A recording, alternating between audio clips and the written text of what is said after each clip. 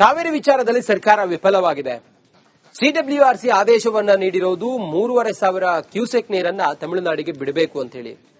ಸರ್ಕಾರದ ವಿರುದ್ಧ ವಿಪಕ್ಷ ನಾಯಕ ಆರ್ ಅಶೋಕ್ ಕಿಡಿಕಾರಿದ್ದಾರೆ. ತಮಿಳುನಾಡಿಗೆ 3,500 ಕ್ಯೂಸೆಕ್ ನೀರು ಬಿಡಲು ಆದೇಶ ನೀಡಿದೆ. ಸಿಎಂ ಡಿಕೆ ಶಿವಕುಮಾರ್ ವೈಫಲ್ಯ ಇದರಲ್ಲಿ ಕಂಡು ಬರ್ತಾ ಇದೆ. ರಾಮಲಿಂಗಾರೆಡ್ಡಿ ತಲೆಗೆ ನೀರಾವರಿ ಇಲಾಖೆನ ಕೊಟ್ಟಿದ್ದಾರೆ. ಬಲವಂತವಾಗಿ ರೆಡ್ಡಿ ತಲೆಗೆ ಇಲಾಖೆ ಕಟ್ಟಿದ್ದಾರೆ.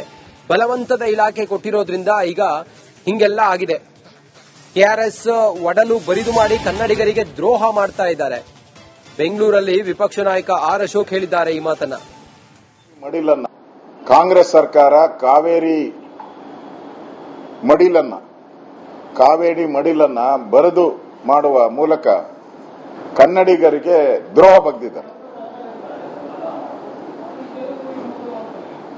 ಈಗಾಗಲೇ ಕಾಂಗ್ರೆಸ್ ಸರ್ಕಾರ ಡಿಕೆ ಶಿವಕುಮಾರ್ ಮುಖ್ಯಮಂತ್ರಿ ಆದ್ಮೇಲೆ